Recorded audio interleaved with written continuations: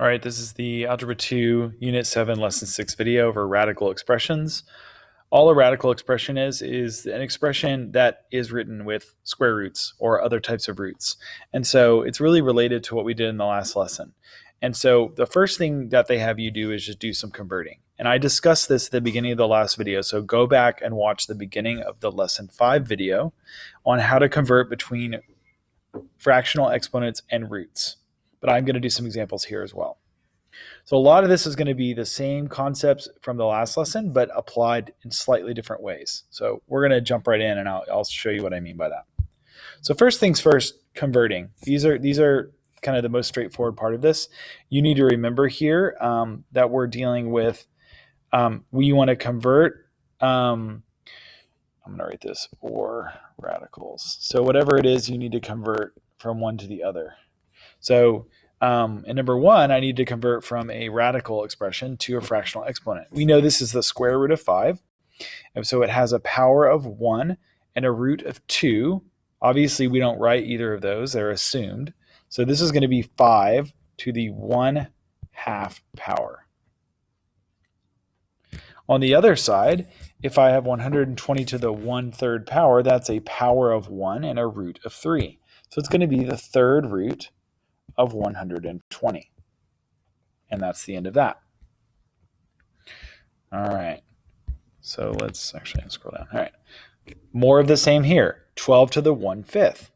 That's going to be the fifth root of 12 to the first power, but we don't write the 1, so that's already done. So all we're doing here is just taking these and we're converting them to the root that matches them. And then starting at number 3, number 6, we're going from roots into exponents.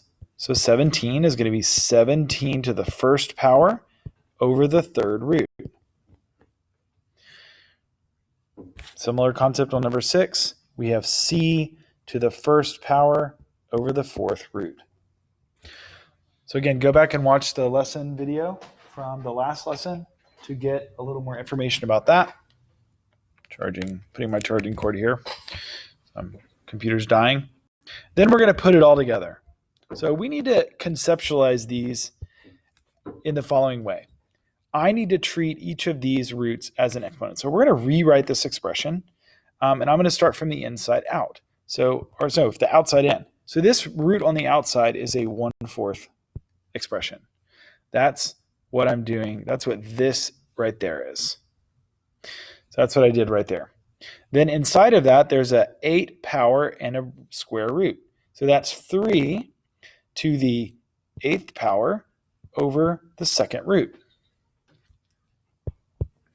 Then I know that I need to multiply those. So all I've done is convert this here to the inside of this, and then the other root is brought out as an exponent. So I'm doing converting first, and then I'm going to work it out, because I'm going to do 8 over 2 times 1 over 4. So we'll come over here, we'll do 8 over 2 times 1 over 4, and we actually get 1. So actually what happens is this cancels out completely. And I can show you that mathematically. The way that works is that we get 3 to the 8 over 2 times 1 over 4.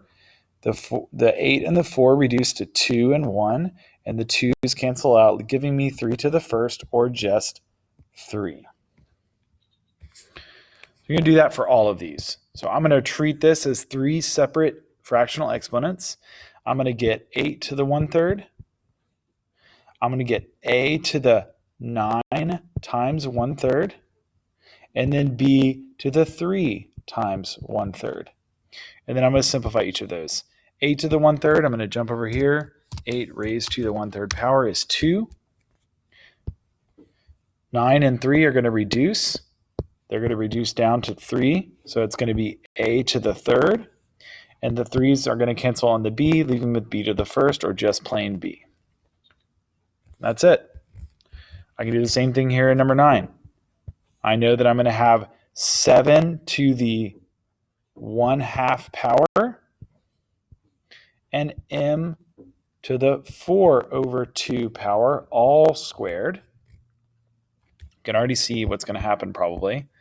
Let's go down here. We're going to have 7 to the 1/2 power times 2 and m to the 4/2 power times 2. These are going to cancel. I'm going to cancel out my 2's. That's going to give me 7 to the 1st, or just 7.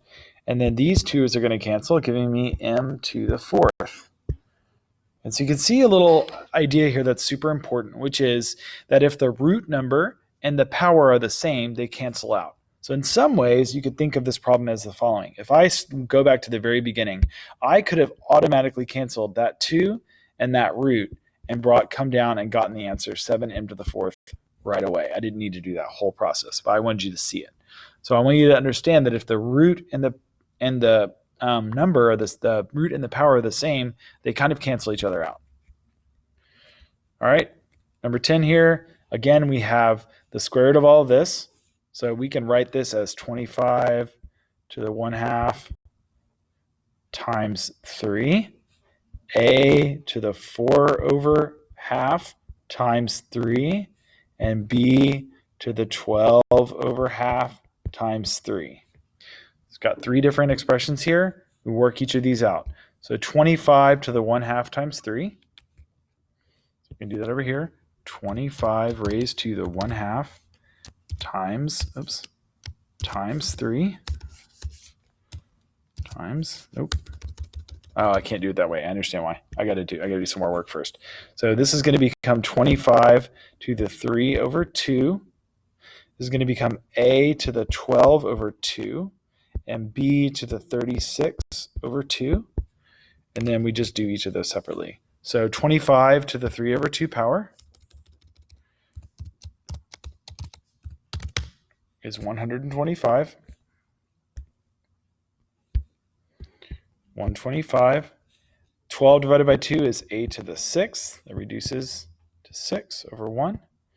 36/2 reduces to 18. So that's going to be b to the 18th power. And that's what you got right there.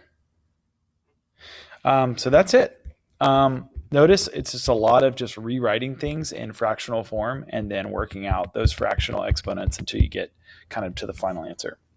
So hope that works out for you guys. Please reach out to me if you have questions. As you